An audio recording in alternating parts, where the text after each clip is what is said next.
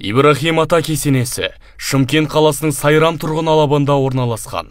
Атақты сопы Қожа Ахмет Яссауидің әкесі Ибрахим атаға арнап салынған бұл кесене республикалық маңызы бар сәулет ескерткіші болып саналады. Кесене бір камералы шаршы түріндегі құрылыс.